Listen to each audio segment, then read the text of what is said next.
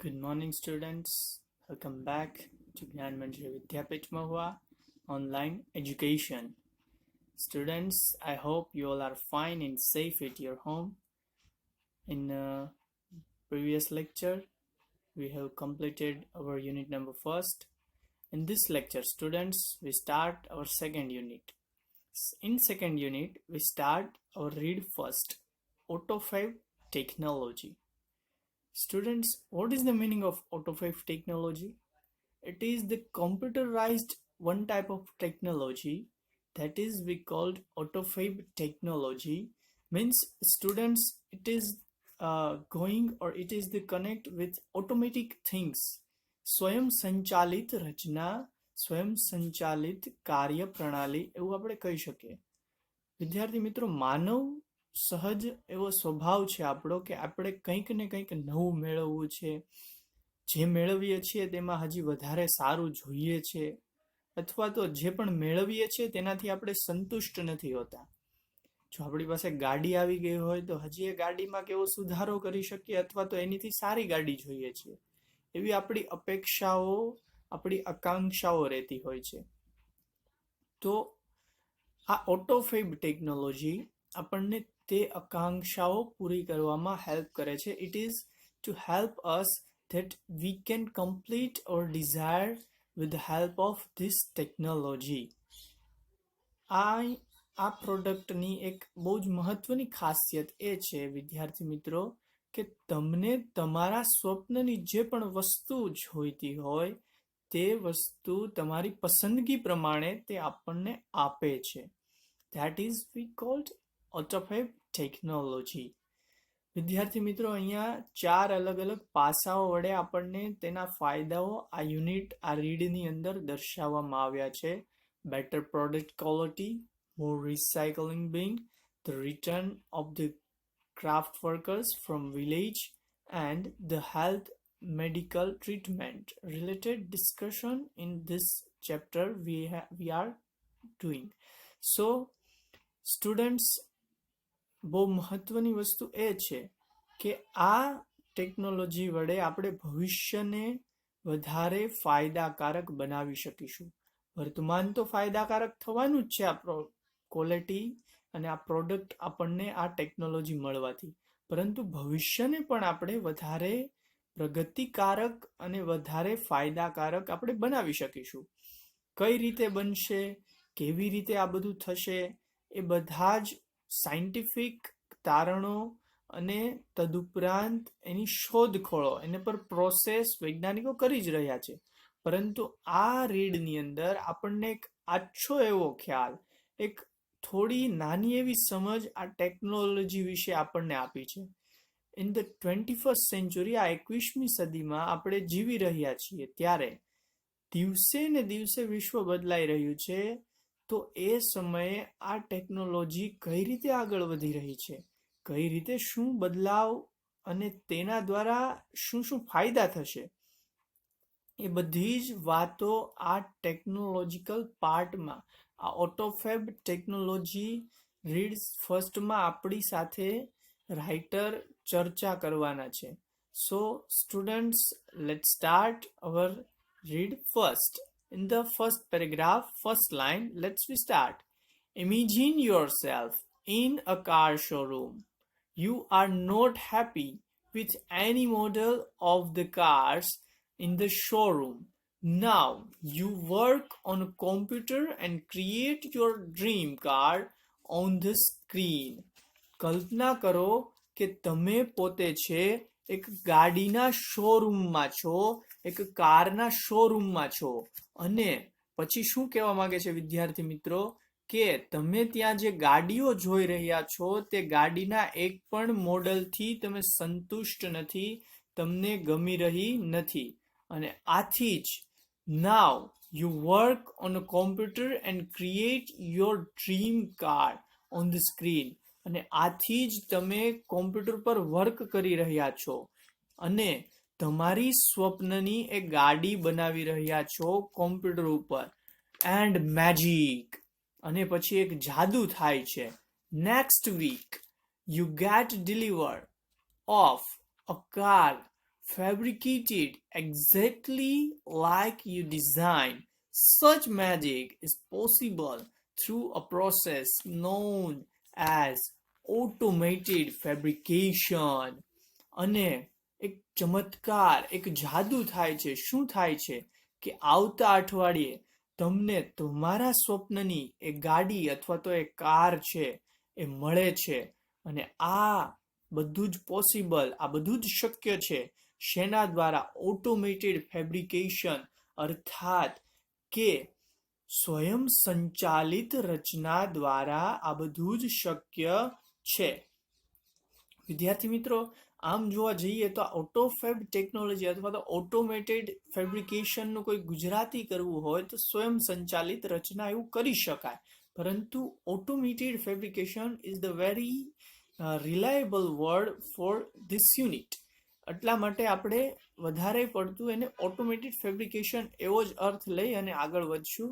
પરંતુ તમારે જો ગુજરાતી પણ કરવું હોય તો સ્વયં સંચાલિત રચના એવું કરી શકાય છે.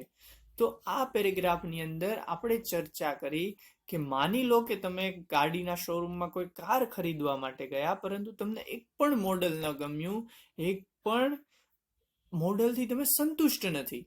તો શું કરશો? તમે કોમ્પ્યુટર ઉપર બેસો છો અને તમારા સ્વપ્નની એક ગાડી બનાવો છો, ડિઝાઇન બનાવો છો. કઈ રીતની, કેવી એમાં સીટ બેક જોઈએ છે, કેટલા વ્યક્તિ બેસી શકે, એની ડિઝાઇન બહારથી કઈ રીતની હોય, અંદરથી કઈ રીતનું હોય, તમારા એન્જિન સ્ટ્રક્ચર કઈ રીતનું જોઈએ છે. It is every type of creating on the computer screen. અને તમે સંપૂર્ણ પ્રમાણે તૈયાર કરી અને પછી આવતા અઠવાડિયે તમને એ જ પ્રકારની ફેબ્રિકેટેડ, એ જ પ્રકારની ડિઝાઇન કરેલી કાર છે એ તમને મળી જાય છે. તો આ એક મેજિક, આ એક જાદુથી વિશેષ શું કહી શકાય વિદ્યાર્થી મિત્રો? તમે જે ધારો છો એ જ તમને મેળવી શકો છો, એ જ તમને મળે છે. સો આ છે ઓટોફેબ ટેકનોલોજી. આપણને ફર્સ્ટ પેરેગ્રાફમાં જ રાઇટરે એનો ખ્યાલ અપાવી દીધો. Let's discuss in the second paragraph. Let's come.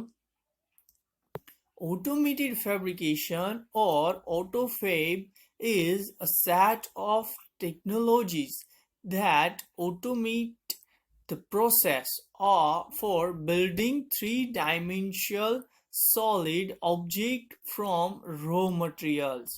Automated fabrication અથવા તો autofab technology એ એક પ્રકારની એવી વસ્તુ છે, એક પ્રકારનો એવો ભાગ છે કે જે કાચા માલમાંથી, કાચો માલ આપણે બધી જ પ્રોડક્ટ ઉત્પાદન કરવામાં જોઈએ છીએ. તો એ કાચા માલમાંથી ત્રણ અલગ અલગ ભાગની ઘન સ્વરૂપની એક રચના કરે છે અને તે અલગ અલગ તકનીકી રચના દ્વારા એ પ્રક્રિયા સ્વયં સંચાલિત રીતે થતી હોય છે. બહુ જ સરળ શબ્દોમાં જો તમને આનો ખ્યાલ આપું વિદ્યાર્થી મિત્રો, કે આ એક એવી પ્રકારની પ્રક્રિયા છે. જો તમને કાર જોતી હોય તો એ અલગ અલગ પ્રકારના એવા વસ્તુઓ અથવા તો એવો કાચો સામાન છે, તેમાંથી જ તે ત્રણ અલગ અલગ પ્રકારની three dimensional solid.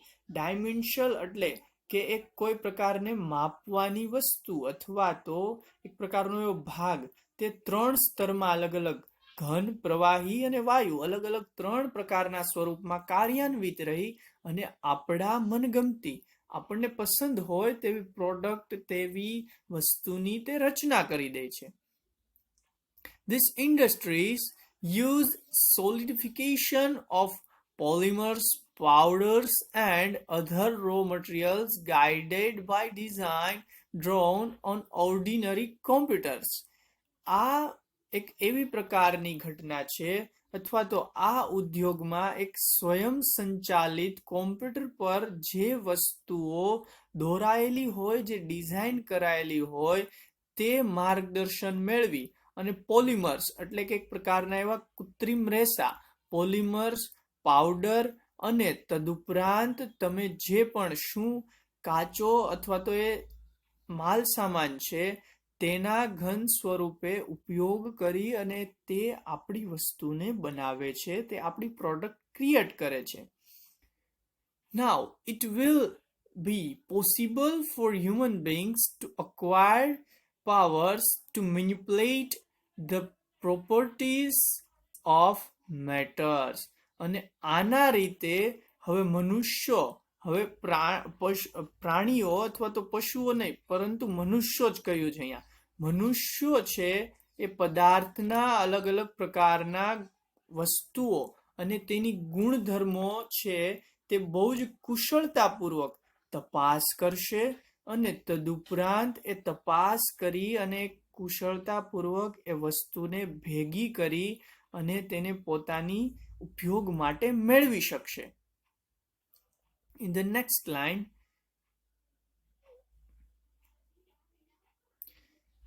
it will be possible for human beings to acquire powers to manipulate the properties of matter. AutoFab is now creating opportunities for manufacturers to satisfy the unique needs of customer.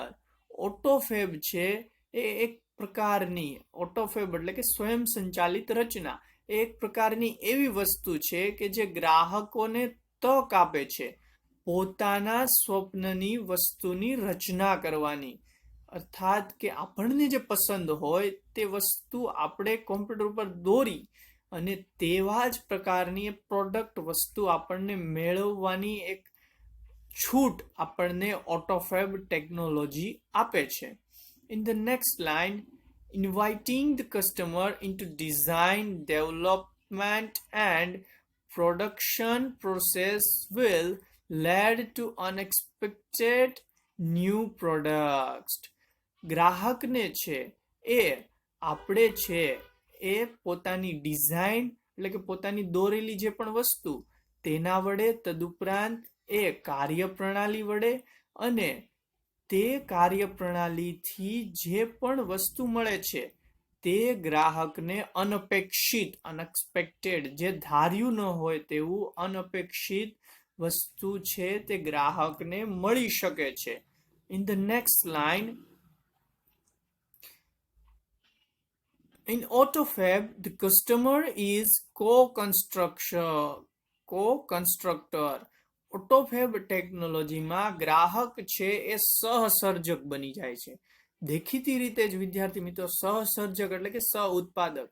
જેવી રીતે કોઈ company અત્યારે કોઈ પણ વસ્તુ બનાવે છે, for example કોઈ કંપની એક મોબાઈલનું ઉત્પાદન કરે છે, તો એ મોબાઈલના આપણે અત્યારે સહસર્જક નથી, પરંતુ જો AutoFab ટેકનોલોજી આવતા તમે બજારમાં વેચાતા એક પણ મોબાઈલથી સંતુષ્ટ નથી, તમને કોઈ પણ મોબાઈલ પસંદ નથી, અને તમે પછી પોતાની ડિઝાઇન મુજબ એ કોમ્પ્યુટરમાં એ મોબાઈલની ડિઝાઇન તૈયાર કરો છો, એનું રો મટીરિયલ પ્રમાણે તમે એક કોમ્પ્યુટરમાં હાર્ડવેરના સોફ્ટવેર પ્રમાણે તમે ડિઝાઇન ઇન્સ્ટોલ કરાવો છો.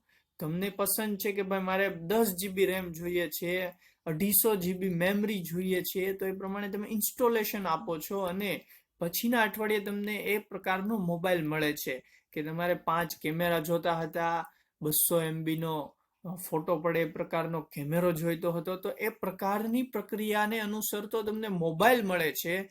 તો એના તમે કો-કન્સ્ટ્રક્ટર થયા, તમે સહ ઉત્પાદક, સહસર્જક થયા એ વસ્તુમાં. અત્યારના કોઈ પણ પ્રોડક્ટના મોબાઈલમાં તમે કોઈ સહસર્જક નથી, પરંતુ તમે તમારી ડિમાન્ડ પ્રમાણે બનાવરાવો છો મોબાઈલ, તો એ મોબાઈલના તમે કો-કન્સ્ટ્રક્ટર એટલે કે સહસર્જક બની જાઓ છો.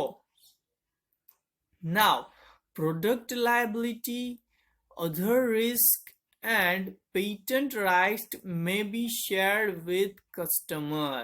હવે શું થશે આવું ટેકનોલોજી આવતા? તો કે ભાઈ પ્રોડક્ટની લાયબિલિટી એટલે શું કે પ્રોડક્ટનું જે પણ ઉત્પાદન થાય છે, પ્રોડક્ટનું જે પણ કોઈ કાર્ય થાય છે એની જવાબદારી, અને તદુપરાંત બીજી શું વાત આવશે, એ પ્રોડક્ટ, એ વસ્તુ માટેનું જે કોઈ પણ રિસ્ક હશે તે, અને તેની પેટન્ટ. આપણે નથી કહેતા કે ભાઈ આ કંપનીએ પેટન્ટના રાઇટ્સ ખરીદ્યા. પેટન્ટને સમાનાર્થી જો શબ્દ લેવો હોય તો રાઇટ એટલે કે એના હકો.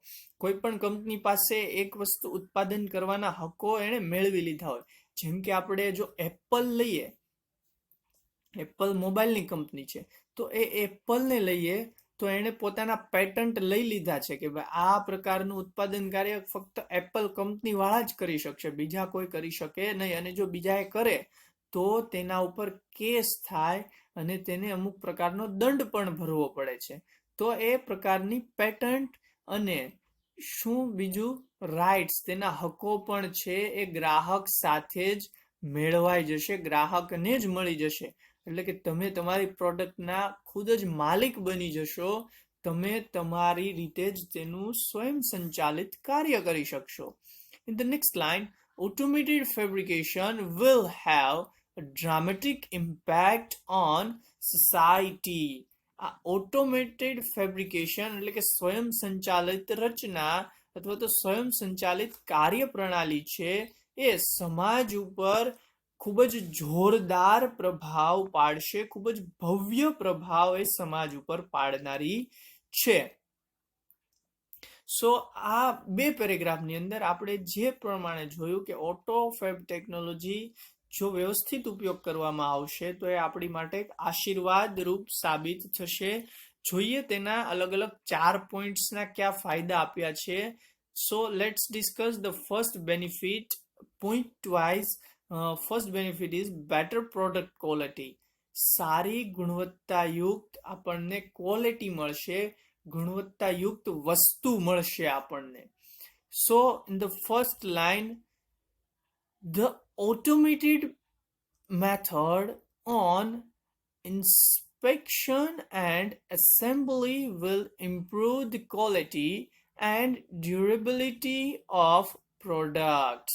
શું કહે છે વિદ્યાર્થી મિત્રો કે જો તપાસ કરતા આપણને ખ્યાલ આવશે કે યંત્રના ભાગમાં અથવા તો કોઈ વસ્તુના ભાગમાં જો વ્યવસ્થિત રીતે સંયોજન કરવામાં આવે તો આપણને એ સ્વયં સંચાલિત પદ્ધતિઓની વસ્તુની ગુણવત્તા અને ટકાઉપણું આપણે સુધારી શકીશું. બહુ જ સાચી વાત છે વિદ્યાર્થી મિત્રો. આપણને બેટર પ્રોડક્ટ ક્વોલિટી એટલે કે ચડિયાતી અથવા તો સારી એવી વસ્તુલક્ષી ગુણવત્તાયુક્ત વસ્તુ ક્યારે મળે? જો આપણે એ વસ્તુ ઉપર વ્યવસ્થિત ધ્યાન આપીશું, એની ઉપર આપણે તપાસ કરીશું, તો આપણને તરત જ એ સમયે ખ્યાલ આવી જશે કે આ વસ્તુમાં આપણે ટકાઉપણું સુધારવાની જરૂર છે અથવા તો આમાં આપણે વધારે ફેરફાર કરાવવાની જરૂર છે. One effect is that cars, television, refrigerators, etc. will last much longer than earlier models. Therefore, there will be decline in needs for replacement. શું કહેવા માંગે છે કે તેનો એક સીધો એવો પ્રભાવ અથવા તો એક તેનો પ્રભાવ કેવો પડશે કે કાર, ટેલિવિઝન અથવા તો રેફ્રિજરેટર એટલે કે ફ્રીજ છે તે લાંબો સમય સુધી ચાલી શકશે અને તેના કારણે આ ચીજ વસ્તુઓ બદલી કરવાની અથવા તો બદલવાની જે આપણને ઝંઝટ છે તેમાંથી મુક્તિ મળશે અને બદલવાની જરૂરિયાત ઘટી જશે. અત્યારે આપણે જોઈએ છીએ કે આ કોઈ પણ વસ્તુ ખરીદીએ, કાર છે, ટેલિવિઝન, રેફ્રિજરેટર, જે કોઈ પણ વસ્તુ ખરીદીએ છીએ તો એ પ્રોડક્ટ ક્વોલિટી પ્રમાણે આપણે 10 વર્ષ બહુ વ્યવસ્થિત સારી રીતે સરખી રીતે ઉપયોગ કરીએ તો 10 વર્ષ ચાલે અને ત્યાં સુધીમાં તો આપણે બદલી નાખવું પડે છે. સરખી રીતે ઉપયોગ કરીએ તો 10 વર્ષ ચાલે, નહીં તો એ 5 વર્ષ, 2 વર્ષ, 3 વર્ષમાં પણ એ પ્રોડક્ટ છે એ પૂરું થઈ જતું હોય છે. પરંતુ ઓટોફેબ ટેકનોલોજી આવતા એ આપણને આ પ્રકારની ઝંઝટમાંથી મુક્તિ આપશે. સો it is the first benefit is better product quality. Second benefit, let's discuss that more recycling. Recycling શબ્દ આવ્યો, તમે બધા આનાથી પરિચિત પણ છો. આપણે એક સામાન્ય શબ્દમાં જો કેવું હોય તો પુનર્નવીનીકરણ એવું ગુજરાતી થઈ જાય, થોડું અટપટું લાગે, પરંતુ આપણે રોજબરોજના શબ્દોમાં ટેવાઈ ગયા હોય રિસાયકલિંગ. આપણે કોમ્પ્યુટરમાં પણ એક શબ્દ પ્રયોજીએ છીએ રિસાયકલિંગ બિન, પરંતુ અહીંયા રિસાયકલિંગ છે. તો એ રિસાયકલિંગ એટલે પુનર્નવીનીકરણ કરવું, એટલે કે કોઈ પણ વસ્તુ હોય તે વસ્તુમાંથી જ નવી વસ્તુનું ઉત્પાદન કરવું. જેમ કે પ્લાસ્ટિકનું સામાન્ય ઉદાહરણ આપું એટલે તમને ઝડપથી સમજાશે. પ્લાસ્ટિક છે તો એ પ્લાસ્ટિકની કોથળીઓ છે, પ્લાસ્ટિકના ડબલા, એ પણ પ્લાસ્ટિકને ઓગાળી અને તેમાંથી જ નવું પ્લાસ્ટિક બનાવવામાં આવે તો એ રિસાયકલિંગ થયું. તો એવી જ રીતે in the English meaning that we call that it is the one type of product, or in the second way that it is the process of used or abundant product that we throw out of the home that we used again for the recycling, creating new stuff. So it is we call recycling. પુનર્નવીનીકરણ કરવું, વારંવાર તેનો ઉપયોગ કરવો, વપરાયેલી કે ફેંકી દેવાયેલી વસ્તુમાંથી નવી ચીજ વસ્તુનું ઉત્પાદન કરવું, એવું સામાન્ય અર્થ આપણે લઈ શકીએ છીએ. So instead of buying the latest model of a car or throwing away an old toaster, the customer will return their older models and get back new models fabricated from the old stuff. હવે શું વાત કરે છે અહીંયા વિદ્યાર્થી મિત્રો કે નવા પ્રકારના કોઈ મોડલમાંથી અથવા તો તમારે નવું ટોસ્ટર અથવા તો કે જૂનું ટોસ્ટર ખરીદતી વખતે તે ફેંકી દેવાને બદલે ગ્રાહકોએ જૂના જ મોડલ છે તે પરત આપી અને તેમાંથી જ તે નવી વસ્તુ ગ્રાહકોને મળી શકશે.